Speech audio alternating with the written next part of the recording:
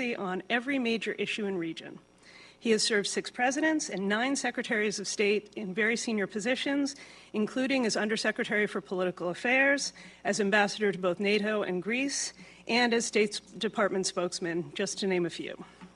Ambassador Burns is currently on public service leave from Harvard University's Kennedy School of Government, where he founded the school's Future of Diplomacy project and served as the Goodman Professor of Practice on Diplomacy and International Relations. In addition, I'll briefly introduce my wonderful colleagues who will be moderating the discussion today. Ryan Haas is the director of the John L. Thornton China Center and the Chen Fu and Cecilia Yen Gu Chair in Taiwan Studies at Brookings. He is also a senior fellow in the Center for East Asia Policy Studies. From 2013 to 2017, he served as senior director for China, Taiwan, and Mongolia at the National Security Council staff during the Obama administration. Patricia Kim is a fellow at Brookings and holds a joint appointment with our Center for East Asia Policy Studies and our China Center. Patty is an expert on Chinese foreign policy and U.S.-China relations, and she co-leads our wonderful Global China Project here at Brookings alongside Ryan Haas. The Global China Project focuses on advancing recommendations on how the United States can respond to China's actions that implicate key U.S. interests all around the world. Before our discussion gets underway, I'd like to thank the Ford Foundation, which has made this event possible, and our Global China Project as well. They've always shown respect to our research independence, and this event reflects only the views of the speakers themselves. A final reminder that we are streaming live and on the record, so please send your questions via email to events@brookings.edu or on social media using the hashtag GlobalChina. A question and answer session will follow at the end of our discussion, and staff will come around with microphones. Thanks so much for joining us here today, and Ambassador Burns, the floor is yours.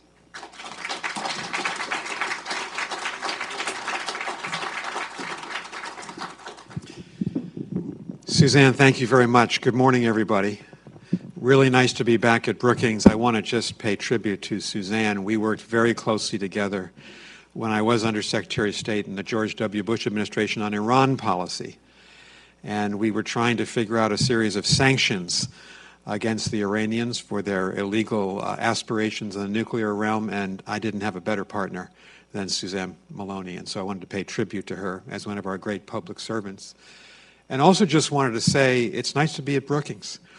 Not to date myself, but I came to Washington for the first time in September 1978. I was a student diagonally across the street at Johns Hopkins SAIS, and Brookings, to all of us who were students, was the place to go to get smarter on economics, on domestic and foreign economic policy, and has always been, and my good friend Strobe Talbot headed this institution for a good decade, just one of our finest and most objective, I think, and scholarly think tanks in Washington. So I'm really glad to be here. Glad to be with Ryan and Patricia. We're going to have a conversation, and I'm not going to bore you with a long speech, but they've asked me to give a few introductory comments. I wanted to do that just to set the stage of where I think we are in U.S.-China relations. I've just come back 4 days ago from Beijing. It's been a very active period in our relationship with the Chinese, and I was with the president a month ago this week in Woodside, California, just north of the Stanford campus for his meeting with President Xi Jinping. So just a few general thoughts from me and where we stand. I look at this, and I think most people do, the U.S.-China relationship is the most consequential relationship that the United States has now, but particularly will have for the next couple of decades. We're the 2 leading economies in the world, and will be, into the 2030s and 2040s. We're the 2 most powerful militaries in the world, and certainly will be for the next 2 or 3 decades. We're the 2 countries with the widest global reach, if you think about the economic, societal, political, strategic breadth of the interests that both countries have. And we are vying for global power as well as regional power. I think we're systemic rivals. If you think about our larger security and economic and political interests around the world. In our administration, President Biden has set out a very clear policy. It's called invest, align, and compete. That's the policy that Secretary Tony Blinken put forward a year and a half ago at a speech here in Washington at another institution, Georgetown University, we think as we look at this long-term competition with China, we have to invest in our own country. And that's the infrastructure bill of 2021. That's the Inflation Reduction Act of 2022, the $369 billion that we're putting into clean energy research, which is going to revolutionize the economy of the United States.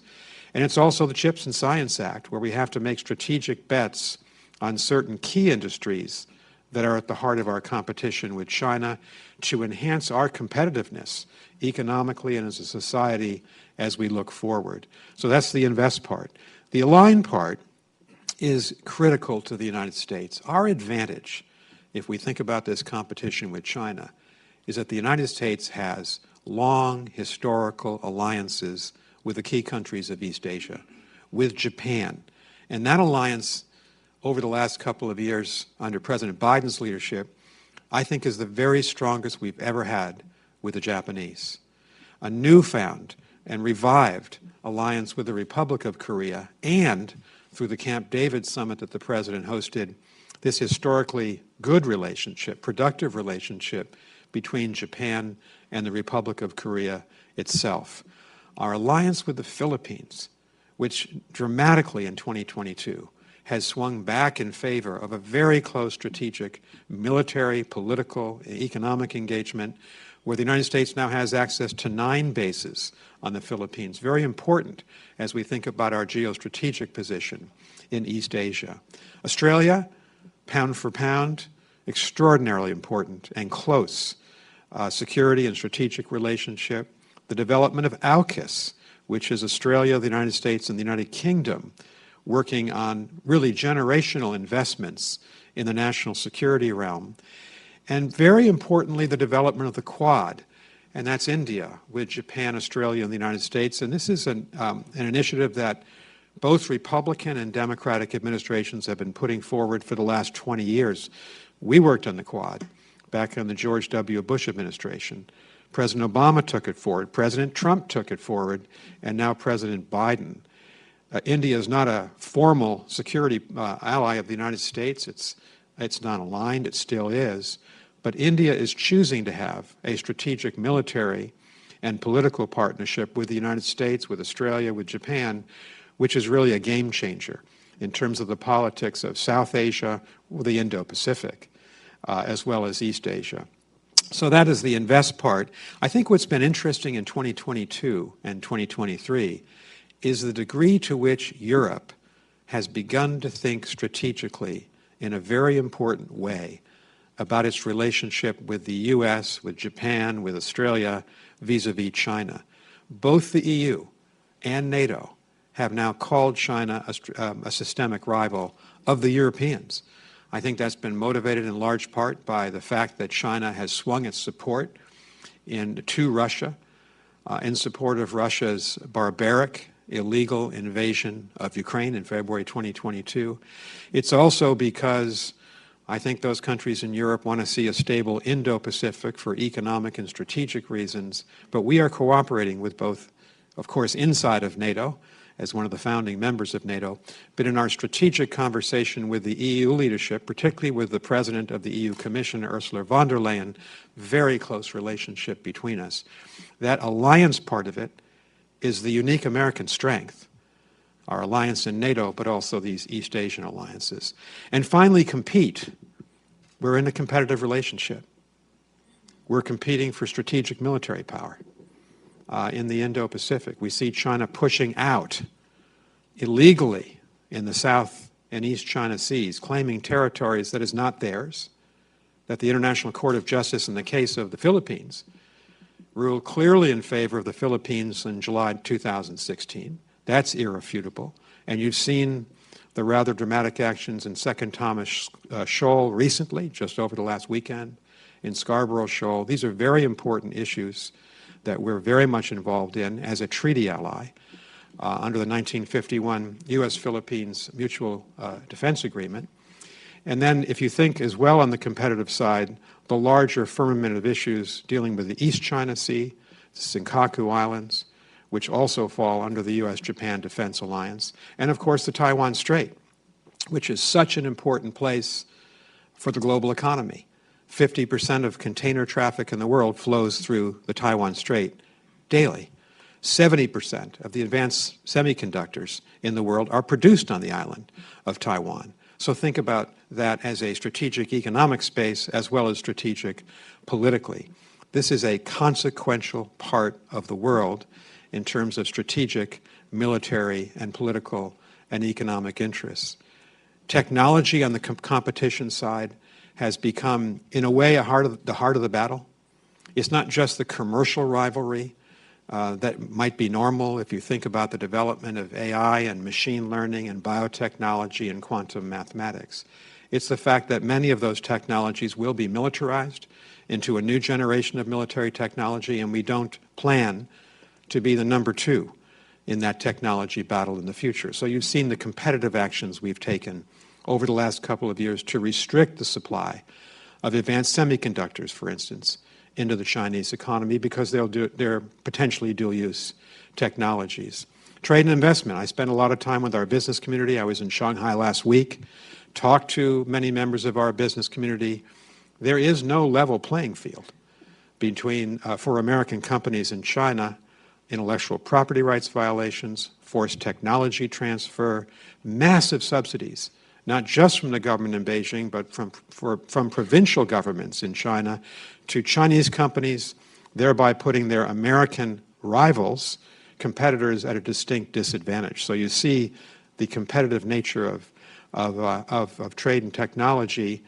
And last, but really first, is the philosophical differences between the Communist Party of China, the People's Republic of China, and the United States.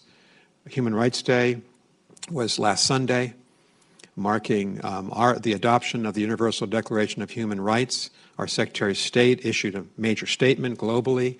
I issued a statement as ambassador to China condemning Chinese human rights practices in Xinjiang, in Tibet, on Hong Kong, the lack of religious freedom, the lack of political freedom.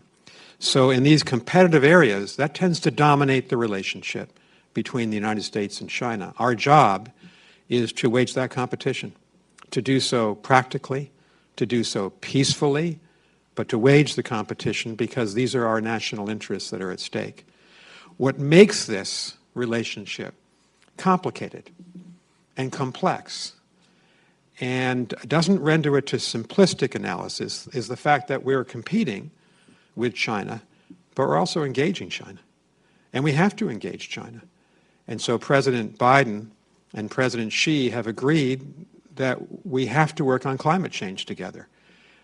China's the largest carbon emitter in the world. We're number two, and you've seen John Kerry and his Chinese counterpart Xi Jinping working very practically together. They had 50 meetings over the last 3 years before they arrived together at COP28 in Dubai that just concluded. So we have to work together on climate change. We have to work together on fentanyl. And that was one of the breakthrough agreements at the Woodside, the California summit between the two presidents. Fentanyl is the leading cause of death in the United States of Americans aged 18 to 49. It is the greatest public health crisis we face, and the majority of the precursor chemicals that are shipped to the drug cartels in Mexico come from black market Chinese firms. President Xi and the Chinese leadership have agreed at California to work with us to cut off that flow of precursor chemicals, to defeat the drug cartels, and to reduce by a very large margin, we hope, the fentanyl coming across our borders into every town, every county, and every state in the United States. So we're cooperating. We're engaging with China on fentanyl. We have to engage on global public health. We didn't do such a good job of that back in February, March, April, May. You remember June of 2020. Law of averages, we're all going to face another pandemic at some point, law of averages, in the coming years. We're the two countries with tremendous capacity in global public health and epidemiology. We'd rather cooperate with China, if that's possible, on global public health than not. Food security is another area where we want to be engaged. We've seen a dramatic reduction of grain, of course, coming out of the Black Sea ports of both Ukraine and Russia. That's had a major impact in the Horn of Africa, in sub-Saharan Africa, in South Asia. And so we're trying to work with the Chinese on that. And finally, agriculture. One of the anomalies of this relationship, I started with the competition, is that the largest market for American agriculture in the world is China. 1/5 of all of our agricultural exports go to that one country. And I spent a lot of time with farmers, ranchers in our fishing industry. And if you talk to soybean farmers from Illinois, or corn and wheat farmers from Nebraska, Iowa, Kansas, or Western ranchers, or fishing industry from the Pacific Northwest, or my home region of New England, Red Sox Nation, Massachusetts, that's the largest market. And so I want to introduce the idea of complexity, that a single one-dimensional shot, that this is only a competitive relationship, it doesn't get to the heart of what the relationship is. I started with competition because a lot of our vital national interests are focused, and they have to be focused, on competition. So all the Americans, great public servants, and I work with them all in China, and we're focused on competition. We probably spend, undoubtedly, the majority of our time competing, defending, advancing in those 4 areas that I talked about: security, technology, trade, human rights. But we've also got to work with China on these other engagement areas, because our interests sometimes are aligned. And we've got to do something about climate change and global health and food security and fentanyl. This means that we have to think of a balance of interest as we deal with China. It's not weighted evenly. The competitive balance is certainly weightier, but that we have to engage this country, and that's what President Biden has decided to do. We're going to test, of course, over the next couple of months, implement these agreements from California on fentanyl, on the resumption of our military-to-military ties at very high communications at very high levels, starting to talk about what the advent of artificial intelligence means for 2 global superpowers and the global balance of power. And finally, and I'll close on this and we can have our conversation, bringing the American people and the Chinese people back together again. I guess one of the palpable insights that we feel every day out at U.S. Mission China is the degree to which the American and Chinese people were pulled apart by COVID. And I'm not blaming either government for that. But let me give you some data points. We had 15,000 American students 6 or 7 years ago in China. Last year, we were down to 350 American students in all of China. Now, we've doubled that population, but 700 American students now doesn't represent the interest that we have, and I'm looking at a lot of young people, and I'm a former college professor. We need young Americans to learn Mandarin. We need young Americans to have an experience of China. We need young Chinese, and there are nearly 300,000 Chinese in our universities, to understand this country, to understand our democracy, because 20, 30, 40 years ago, the young people here are going to be running our society. They'll be president of Brookings and president of the United States and Secretary of State. And for an American leadership in the future that is cut off from China, that hasn't had an experience there, that doesn't speak Mandarin, that's not in the national interest. So we're trying to put our students back together. I'll give you another example, tourism. Chinese tourism in the United States is a $30 billion business for the American economy. And I was really struck when Secretary Gina Raimondo came out in late August to Beijing, and she and I talked to the representative of Los Angeles County. And this representative said that in 2019, there were 1.2 million Chinese tourists in Los Angeles alone, but in 2022, 161,000 Chinese tourists in Los Angeles. We've got to reconnect the 2 societies. We compete with the government of China. We're opposed on all the grounds that I suggested to what that government is doing. The people of China are not our enemy. We do want to live in peace with China. No person in their right mind should want this relationship to end up in conflict or in war. And so we're going to have to develop a relationship where we can compete, but as the President says, our President, compete responsibly, drive down the probability of a conflict, and bring our people together as ballast in the relationship is one way to do that. What I'm trying to suggest, Ryan and Patricia, for our conversation is We have to think of this as a very complex undertaking, how we relate to the Chinese people and government. It's not simple. The pervasive color, as I learned at Johns Hopkins SAIS across the street, often in international relationship, is not black and white, it's gray. And so let's start the conversation there. Thank you very much. Thank you, that was great.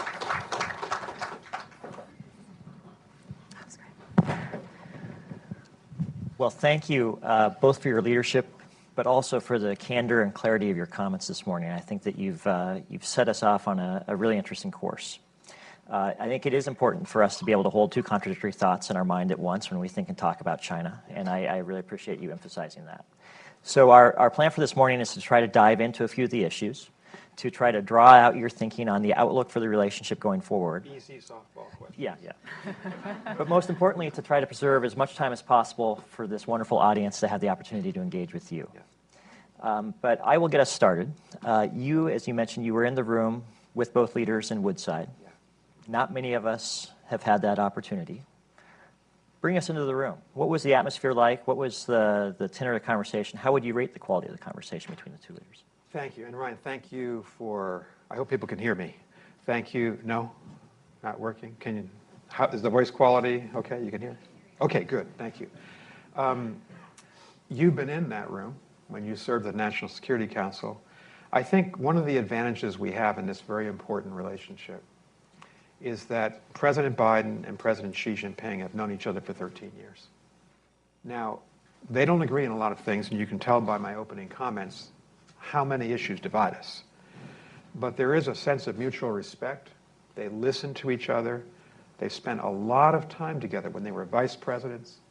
And then when President Xi became president, then Vice President Biden continued to interact, and now they're two leaders. And they are able to disagree constructively. Our president doesn't mince words. He's very straightforward, and he defends the United States. And so I thought the quality of conversation, 4.5 hours. In Bali, it was about the same time between them. And they've had 2 in-person meetings and then 5 virtual meetings or phone calls because of COVID, 7 meetings in the last 3 years. It's our best working relationship. And so that's what struck me in Woodside, California. Also, just the honesty of the debate. We know where we're competing.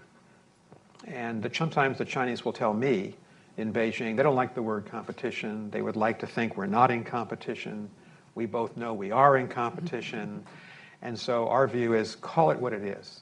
That clarifies that we need to compete, but to do it responsibly. Drive down the probability of a conflict, but compete and defend. And I think that quality came out as well in California.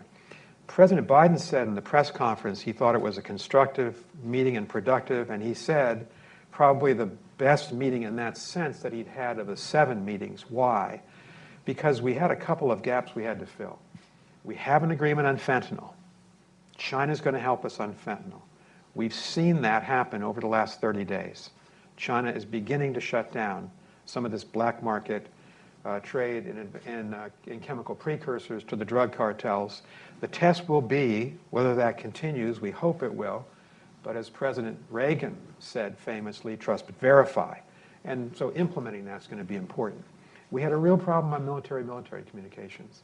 China, very unwisely, shut down all of our military-to-military talks in the wake of Speaker Pelosi's visit to Taiwan in August 2022. By the way, I was engaged with the Chinese government before, during, and after her visit. We defended Speaker Pelosi's right to visit. We defended Speaker McCarthy's right to meet with Tsai Ing-wen in Los Angeles, California, at the Reagan Library. We think American members of Congress have a right to go to Taiwan. China's response was to shut down our climate talks, shut down our military-to-military talks, shut down our fentanyl conversation at the time. So they agreed in California, President Xi did, to resume military-to-military communications. That's our Secretary of Defense to his counterpart. It's the Chairman Brown, our new Chairman of the Joint Chiefs, to his counterpart. It's all the way down the line. Why is it important? our two militaries, particularly our navies and air force, are operating in very close proximity to each other in the international waters and airspace of the Spratlys and Paracels of the South China Sea, the Senkakus of the East China Sea, and the Taiwan Strait. You've got to have a situation where, God forbid, there's an accident. Senior military people can talk to each other to diffuse a crisis before it gets out of hand. So that's very important. Third, in artificial intelligence, Ryan, and you know this well, every government in the world has to talk to each other now about the advent of AI and what it means for global stability, particularly in the military realm. And so we've agreed to have a conversation. We've got to figure out the dimensions of that and what it looks like and who's at the table, but that's going to be an important conversation. And fourth, we agreed, and both presidents, I think, firmly believe, we got to get our people back together again for the reason that I suggested, that we need to work with the Chinese people.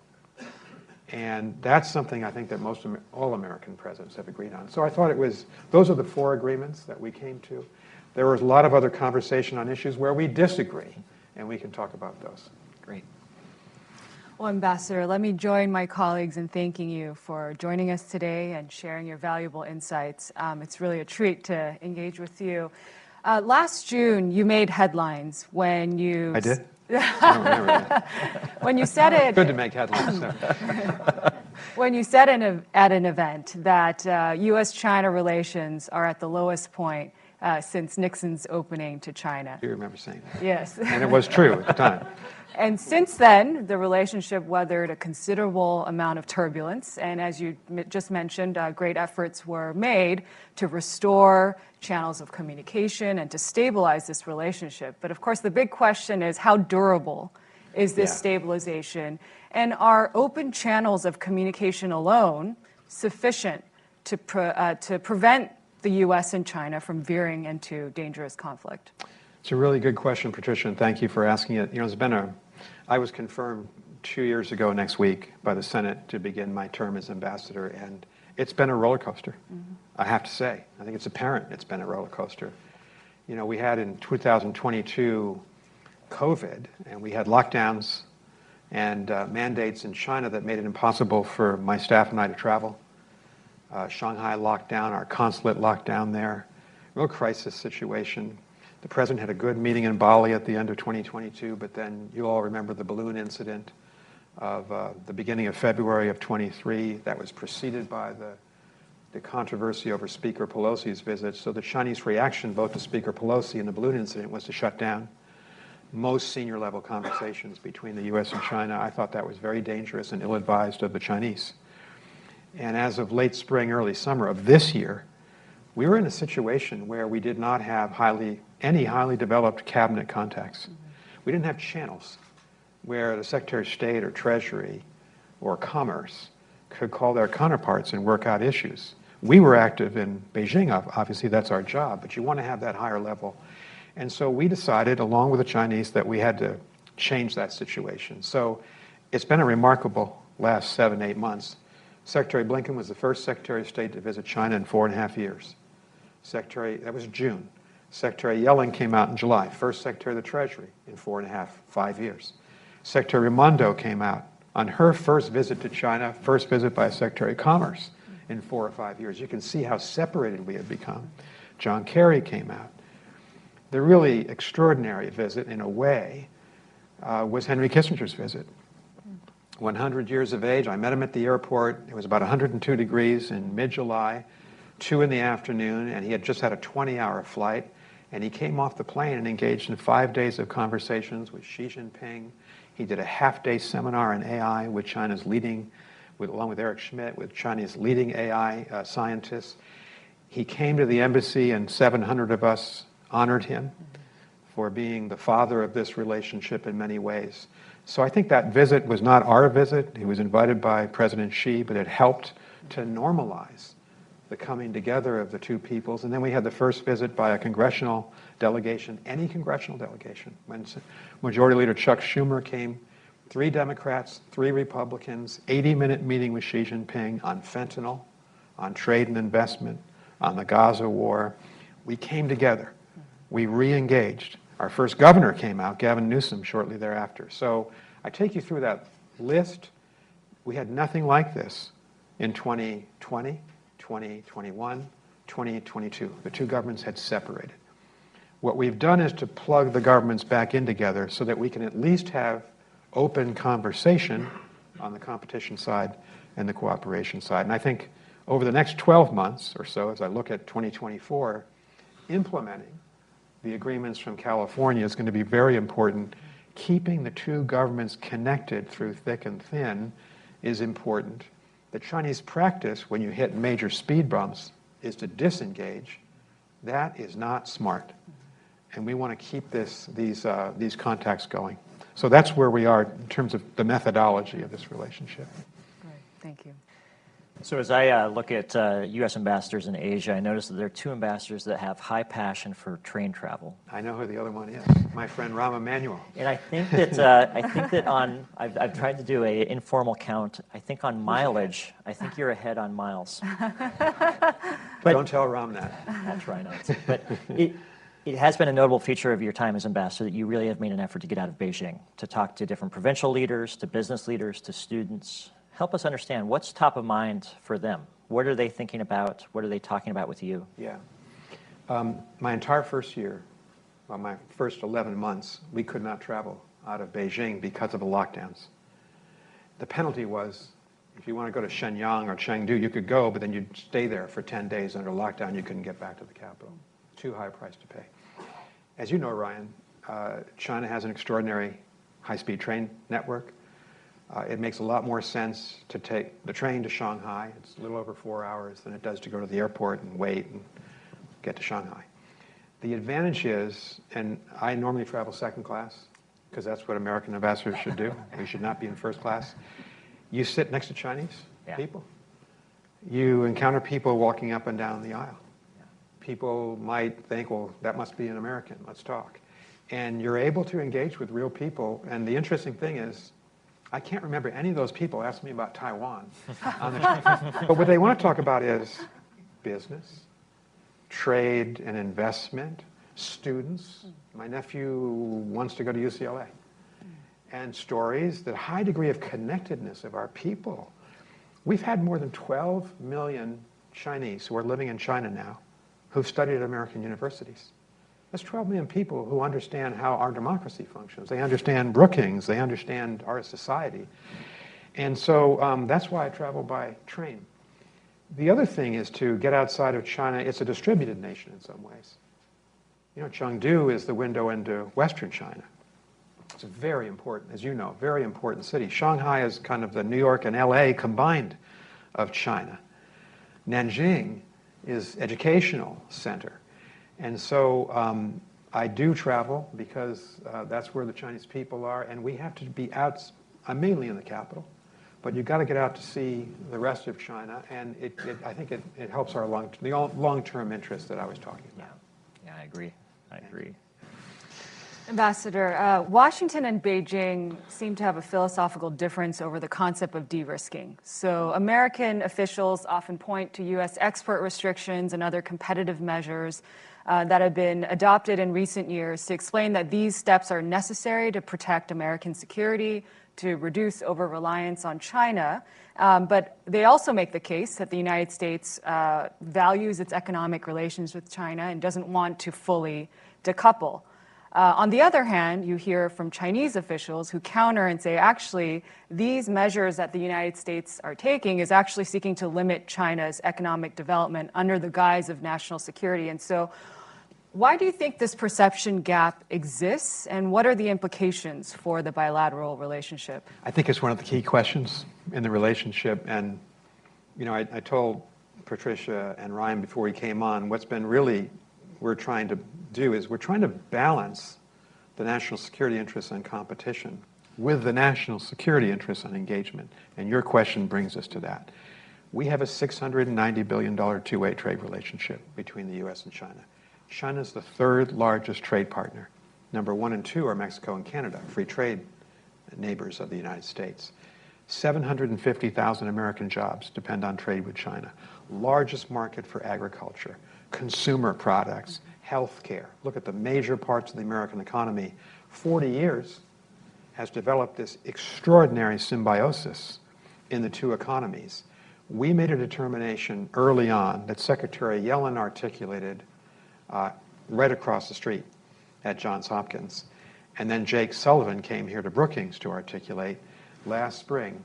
We're not trying to decouple these two economies. Secretary Yellen was very specific.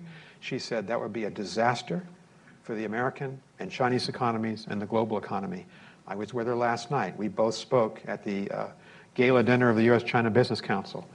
She went through this again and said, we are not trying to decouple. President Biden said at his press conference in California, we are against decoupling, so we're not trying to tear this relationship apart.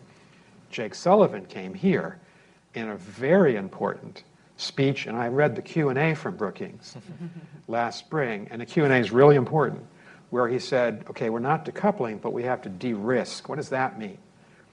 The fundamental lesson we draw from the pandemic is that you don't want to have undue reliance on critical materials and critical supplies from a country that might practice economic coercion against you in a crisis. You want to bring the supply chain for certain products and supplies closer to home. The United States itself, or Mexico, or Ireland, some trusted source. And Jake focused on what Secretary Raimondo's focused on. We want to prevent dual-use exports from American companies into China, prevent their use by the PLA to modernize and therefore compete with the United States military in the future. The example is October 2022 and the additional action we took on October 2023, we have shut down the ability of American companies to export advanced semiconductors, particularly for AI applications, into the Chinese economy. Why? There's a civil-military fusion. The government of China can go to any Chinese company and say, we want that IP, we want that product, we're going to use it for intelligence or military purposes. It's in our national interest, and it's irrefutable to keep that technology part of the battle outside of China. Secretary Raimondo was very effective on this issue during her visit in August. She said to the Chinese leadership, I'm not going to compromise with you on these dual-use technologies. They are non-negotiable. This is our national security. And we've all said that to the Chinese leadership. So de-risking, yes. Decoupling, no. We want to continue a major trade and investment relationship with China, just not in the realm that might help them leapfrog over us sometime in the next 10 years in military technology. One more point, Patricia, this is important. It's been a little interesting for me to sit in Beijing and pound away at this issue in my discussions with the Chinese leadership, and to have them accusing us of, first of all, they said, you're decoupling, and I kept saying, we're de-risking. And there's a fundamental difference between the two. What they forget, and which I have pointed out to them and others have, is you're doing the same thing. China began its real de-risking with Made in China 2025, which they made public in 2015. China's goal is to dominate a whole series of industries from solar and wind to battery technology to AI and machine learning. It's a declaratory policy. They accuse us of de-risking when they've been doing the same thing. These are logical policies for both of us to follow. We're just a little bit more transparent about what we're doing than the Chinese are. Ambassador, there's a lot of discussion in Washington, D.C. about the threat that China poses to the United States. I think there's broad agreement that China poses threats, but there is not consensus on how to conceptualize what the threat is. I was wondering if you could help us sort of think through how you define the threat that China poses to the United States. And Ryan, I think, broadly described, if you look at the Congress and look at the debate in the think tanks and look at really how the Barack Obama, Donald Trump, and now Joe Biden administrations have proceeded, I think we have a high degree of uniformity, bipartisanship, and what the threat is. China wishes to become the strongest power in the Indo-Pacific. I think that is irrefutable. That's their goal. The great Lee Kuan Yew determined that was the case 12, 15 years ago. I thought that before coming into government this time, and I'm firmly convinced that's their long-term goal. China has a very different view of global governance and the future of the liberal order. If you look at the the three pillars of their theology, whether it's the general civilization, the civilization initiative, or the security initiative, or the development initiative. These are the three policies that are in the international system that China is offering. They look at a world where the Universal Declaration of Human Rights would not be central. And of course, we are attached to the liberal order because it speaks to our values and our interests, and we think this is the best order for the world. I think there's a competition there. If you look at Bob Gates's very good foreign affairs article of last month, and I have a lot of respect for him, he's my former boss at the National Security Council several administrations ago. Bob is suggesting that there is at least a loose arrangement, not an alliance, Russia, China, Iran, North Korea. You can agree or disagree with that, but look at the way that the Chinese now are not holding North Korea to account for its violation of UN Security Council resolutions on ballistic missiles. Look at the way that the People's Republic of China have normalized their relationship with Iran. When Suzanne and I were working together not too long ago, in historical terms, China was on our side of the table, arguing and voting for sanctions against Iran. That's changed. And most importantly, China has given unqualified support, in my view, to Russia for its illegal war in Ukraine. And that's the brightest red line in the international system. You can't attack your neighbor and try to destroy the country and take it over as Putin's trying to do. So we have a lot of differences with the Chinese. And it's important that we surface them publicly. And that's part of a large part of what we're doing in our private conversations as well. Can I just follow up on that quickly? You are a longtime, strong advocate for democracy and human rights. Mm-hmm. It's been a through line of your career. And yet, critics of the Biden administration's approach to China have suggested that the Biden administration is pulling punches, is pulling back on these issues in service of smoother relations and a better summit between the two leaders. Why are these critics wrong? Look at the statement that I made last Sunday, which is on our website. I condemn, on behalf of the United States, and our Secretary of State has talked like this as well, what they've done in Xinjiang against the Uyghur population, what they're doing in Tibet, what they've done to extinguish freedoms in Hong Kong, the lack of religious freedom. One can see that when you travel around China. And so we're not trying to downplay this value difference. It's a battle of ideas. I'll give you another example. We've started a program which is very transparent. You can find it on our website, where I've been interviewing Americans about the meaning of democracy. So I've interviewed Condoleezza Rice, Caroline Kennedy, John Huntsman, Gary Locke. What does democracy mean to you? You're a son or daughter of immigrants. What was the American immigrant experience mean? What was it like the first time you voted? We put this out in Mandarin. We're trying to get it on Weibo and WeChat. Sometimes we're censored, sometimes we're not. We want the Chinese people to hear from Michelle Kwan. I interviewed her last week, Chinese American, great athlete, now an American ambassador to Belize. What was it like for you as a child of immigrants to succeed in California and then the United States? We're trying to give the Chinese people who don't get any sense, they get a distorted sense from their own government about who we are, a true picture of American society, of the immigrant experience, of the diversity of America, of the struggles. We don't try to underplay the imperfections in our democracy. So I think we are waging a battle of ideas. And I challenge the critics to show us how we're not doing that, because it's very public. Ambassador, I'd like to turn to the war in Israel and Gaza. Beijing has taken a different approach than the United States in responding to Hamas's October 7th attacks on Israel. And yet both the United States and China share a common interest in preventing the spread of conflict, and both countries are concerned, along with many others, on the severe humanitarian toll that this conflict has had. And so I'm curious if you see room for coordination between Washington and Beijing on this issue. Has there been coordination? And what role can or should China play to help limit the spread of violence? So the way to answer your question, Patricia, is on October 7th, I was in Shanghai getting ready to meet the plane of Senator Schumer, Senator Crapo and the 4 other members of Congress. And within 2 hours of their arrival, we learned about the Hamas attacks, those vicious attacks against the people of Israel.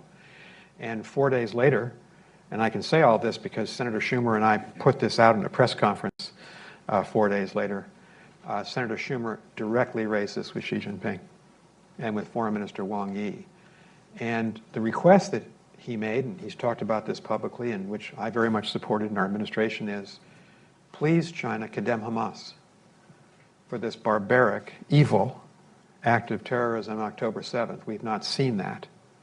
Please show sympathy for the citizens of Israel under attack.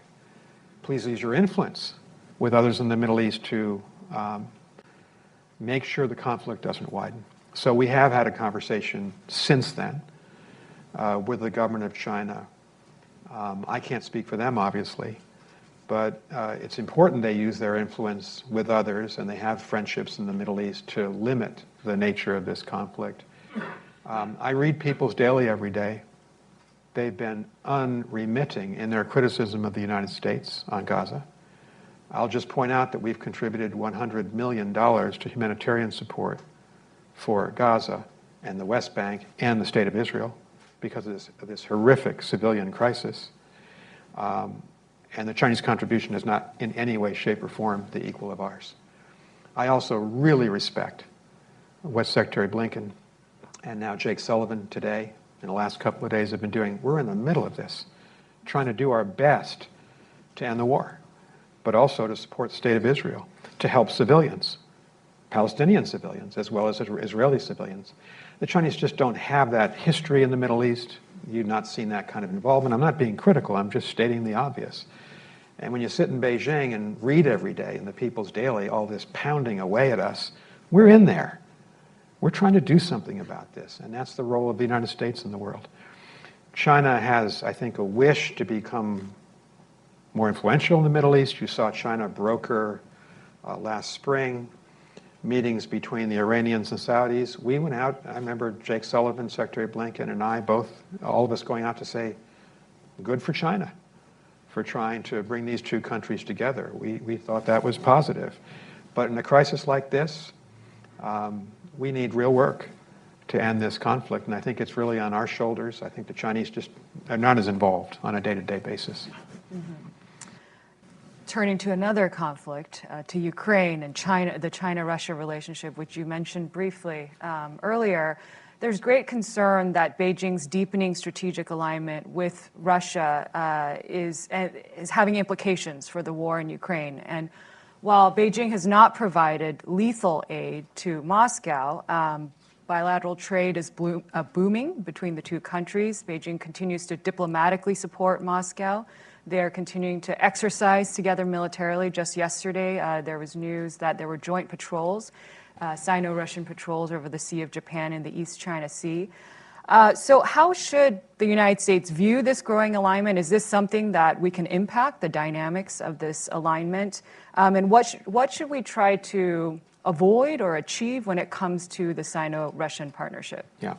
So it's obviously a significant development that these two countries are working together. Secretary Blinken, as far back as last February, said very publicly that that China should not provide lethal military assistance to Russia for the war in Ukraine. We have not seen that happen. Mm-hmm. We watch it every day, but we've not seen it happen. As you know, you can look in the Federal Register, we have sanctioned Chinese companies for having deviated from the UN sanctions, for the sanctions regime against Russia, I should say. And so that's very clear as well. We have encouraged the Chinese to use their influence with Moscow to convince President Putin to end the war that has obviously not succeeded. I don't even know what advice, you can't even know what advice the Chinese have given.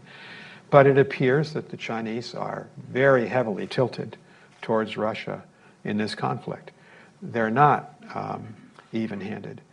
There's a new Ukrainian ambassador, Pavlo Ryabikhin, who's a good friend of mine in Beijing, and he arrived 6 months ago, and he hasn't had the access to the government of Beijing that he should have. We would hope the Chinese would be more even-handed. Ukraine's leading trade partner pre-war was China, all that export of Ukrainian grain. The Chinese say in the United Nations and international political meetings, we're neutral, but you read the People's Daily, and from day one they blame this war on the United States, and incorrectly, unfairly, on the United States and NATO. So, we're engaged in that kind of conversation with them. I have had talks with Ambassador Li Hui, who is a Chinese envoy, former ambassador of the People's Republic to Russia. We'll stay in touch on these issues. It's an important set of conversations, but obviously we have substantial differences when it comes to the Ukraine war. We have a lot more questions that we would love to ask you, but I think it's time for us to yield to our audience to have them have an opportunity to engage with you. I just ask that you raise your hand. When you receive the microphone, please be brief, introduce yourself, and ask a question, not a statement. We'll start right here.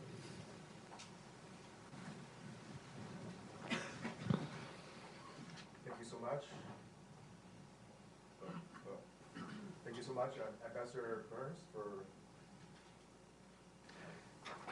It's a golden rule of conferences that microphones never work. They just never. It's not your fault.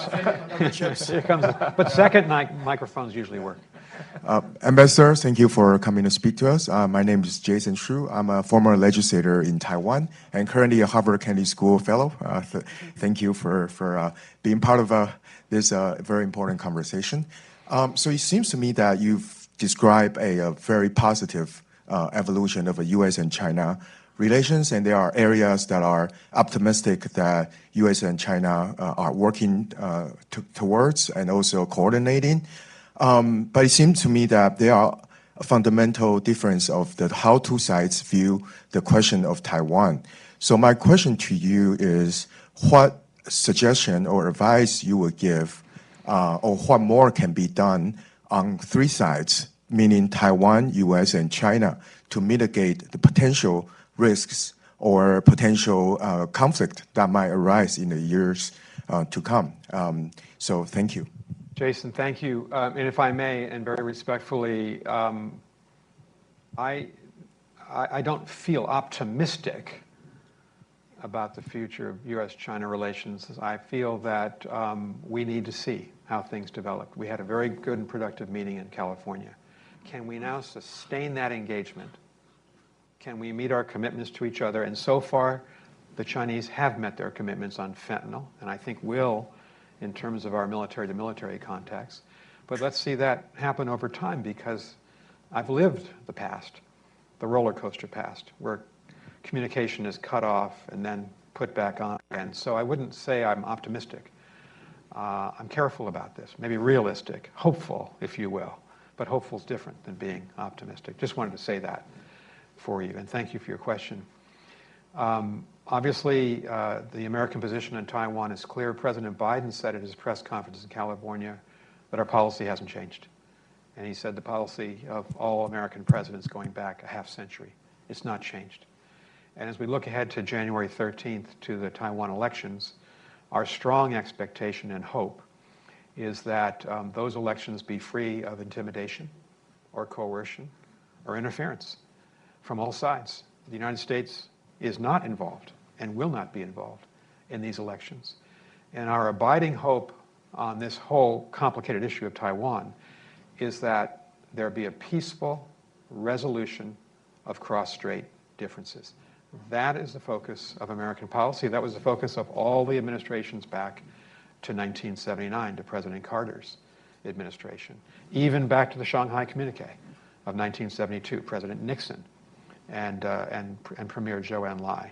And we insist on that, a peaceful resolution of dispute. There is a status quo in place, you know it very well, of the last 7 decades, and that status quo has largely worked. It's kept the peace amid these cross-strait differences.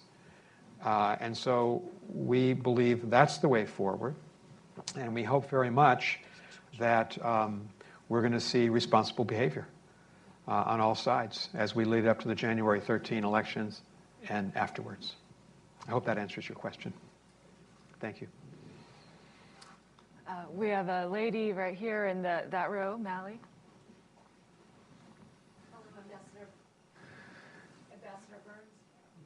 Try the second mic. Second microphone.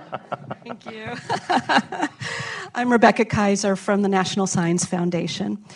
So my question is about US-China scientific collaborations. As you know, we do have concerns about the lack of reciprocity in our collaborations with the PRC, where we feel that we give more than we get, and yet it's a complicated relationship, of course, and I'm wondering what your view is about scientific collaboration with the PRC. Thank you. I'm smiling because I agree with you on the value, the word reciprocity and the value of reciprocity. It's kind of a golden rule in diplomacy. The Science and Technology Agreement was the very first agreement that President Carter and Deng Xiaoping signed back in January of 1979. It's been the bedrock of our cooperation, research institutions, academic institutions, some of our great science and technology universities, Carnegie Mellon, Stanford, UT Austin, Caltech, MIT have been involved. It's very important. That agreement lapsed a couple of months ago. We agreed to extend it by 6 months. I met with the new Minister of Science and Technology just a couple of weeks ago in Beijing, and we are beginning a discussion with them on whether or not to extend it, to have a new agreement, and what would be the issues involved. And I think it's complicated. An agreement made in 1979 does not account for artificial intelligence.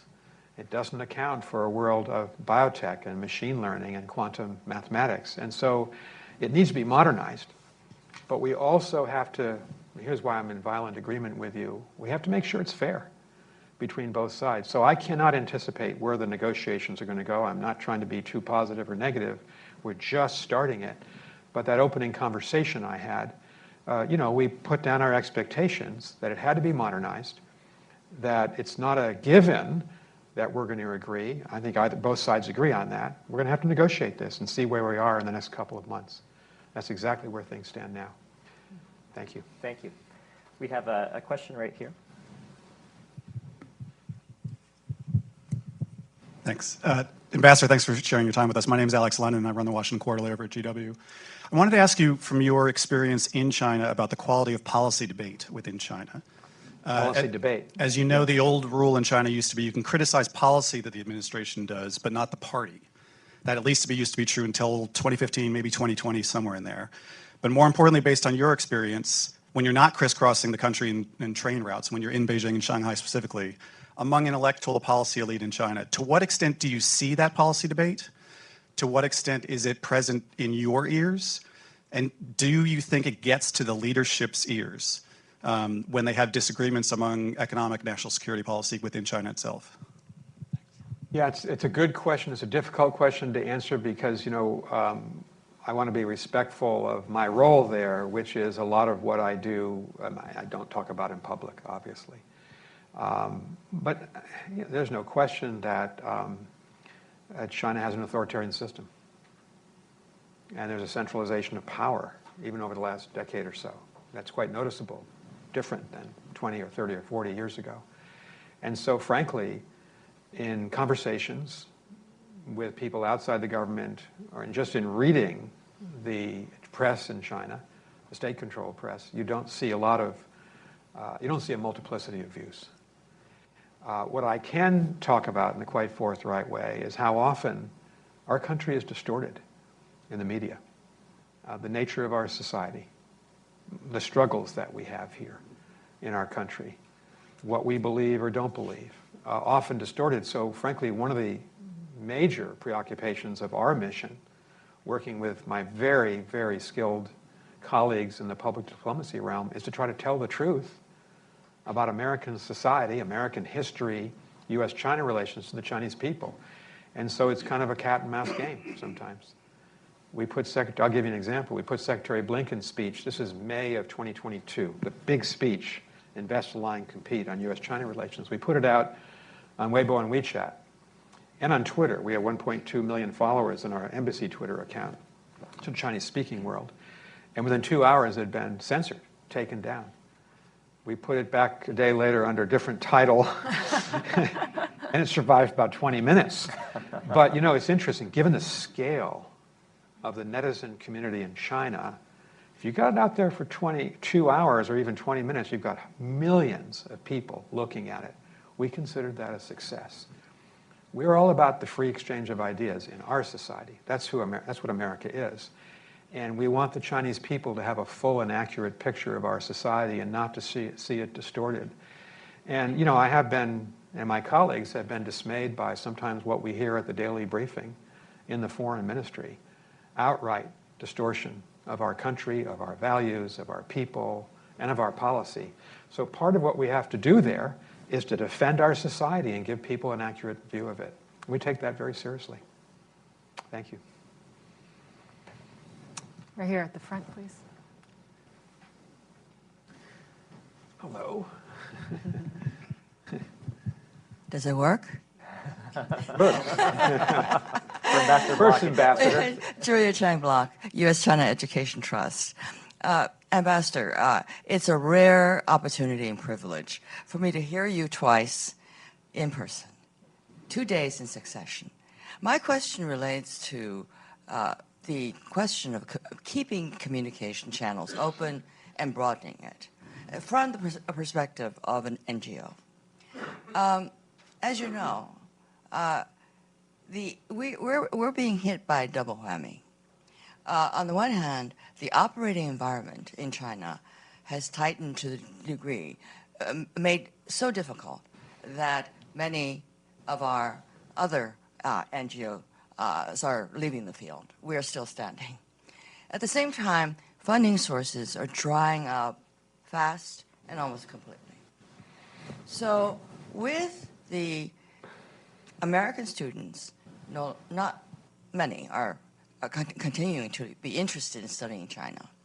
The fact that, as you said, tourism is also dropping. Yeah. And, you know, who's left to talk about America in its full dimensions? Sort of yeah. picture? We really need your advice. How do we stay in the game? Thank you, and Ambassador, thank you for your remarks. And Ambassador Block spoke last night, and I agree with everything you said. We need to bring in more American students to China. It's a real passion of ours, and of mine personally. Again, the way I look at this relationship is we have a highly competitive relationship with the government of China where we defend our national interest. But we have an absolute national interest to engage the people of China, 1.4 billion Chinese. And COVID pulled us apart. So we've launched a major effort to try to convince American universities to come back to China. NYU Shanghai's there. Hopkins Nanjing is there. The Tsinghua program, the Schwarzman program at Tsinghua is there. I know Duke is coming back to its magnificent campus at Kunshan, north of Shanghai.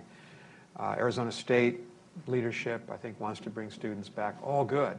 But so many universities, for good reasons, shut down during zero COVID. It wasn't a place that students should be. I think engaging the younger generation of the two countries is pivotal if you agree with my assumption that we'll be the two leading, most powerful countries 20 and 30 years from now. So therefore, we want to compete peacefully, but the people of the two countries have to understand each other. It's so important. I think we've all seen that as we travel around the world. Whatever part of the world we're talking about, people are a big part of international politics, not just people with titles like me. So we're trying to do that from the grassroots level. I agree with what you said last night. President Xi, the last thing I'll say, at San Francisco, put out a big vision. He said there should be 50,000 American students in China. I think he's right to say we should have a big vision. Getting there from 700 people now to 50,000. We've never had 50,000 American students in the going back to 1784, which was when we began our relationship with the Qing dynasty. It's a big vision. Let's work towards it. I think we agree with this, that we've got to bring the people together. And thank you for what you're doing with your foundation. Well, in the spirit of that, I want to see if we can ask anyone under 30 to offer a view or perspective. You got to be under 30. 26. I'm Noah Silverman. I work for the World Bank, and you talk about the need for more person-to-person engagement. I'm actually going as a tourist to China next week, but I have to fly to London to get a flight to China. I know. They brought back the Beijing flight. I think it's $4,000 in economy if you want to go. So is there a plan to bring back all the flights we had? That's a really important question. If we're going to bring the people back, we got to have flights. The Empress of China left New York Harbor in the first year of our independence, and it took about 9 or 10 months to get that ship to Canton. Now we fly. Data point, pre-COVID, 3.5 years ago, there were 345 direct flights per week between the United States and China. Last April, 12. Right now, 70. We hope in 2024, can we double that number?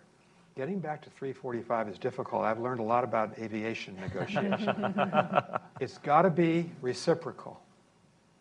And the American airlines have to be defended so they can operate on a level playing field with their Chinese competitors. So our Department of Transportation, our great Secretary Pete Buttigieg, is doing the right thing by insisting on reciprocity. And so we're inching forward. But what that means is when I had to fly, I was coming to New York and Washington from Beijing.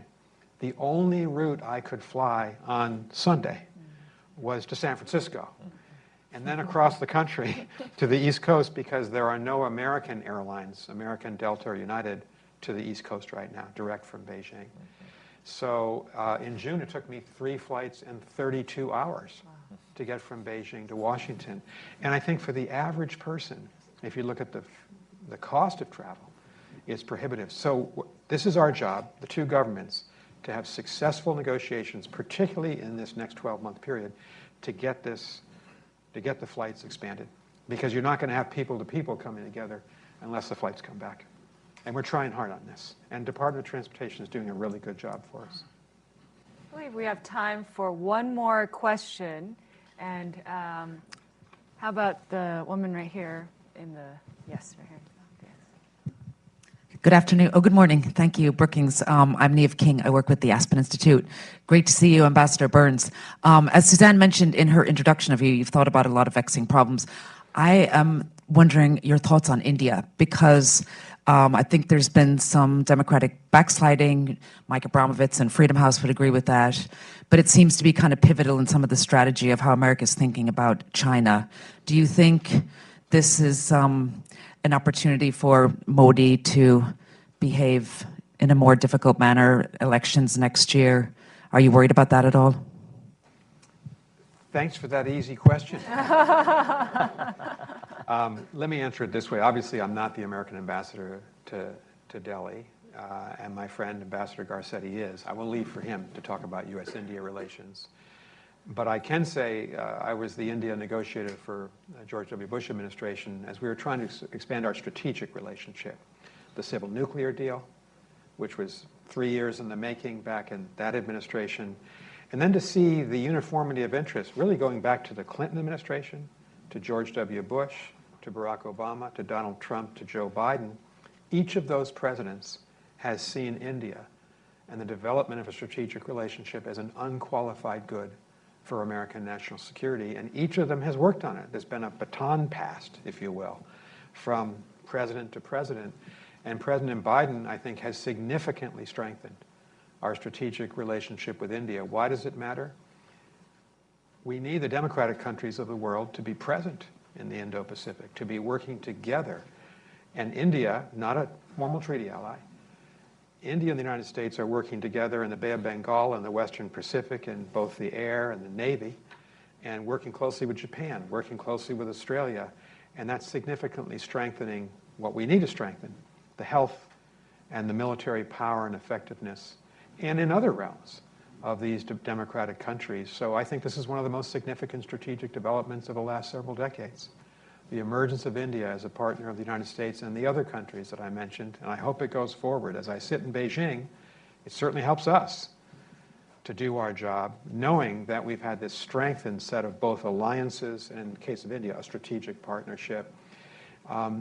We want to maintain openness of the sea lanes.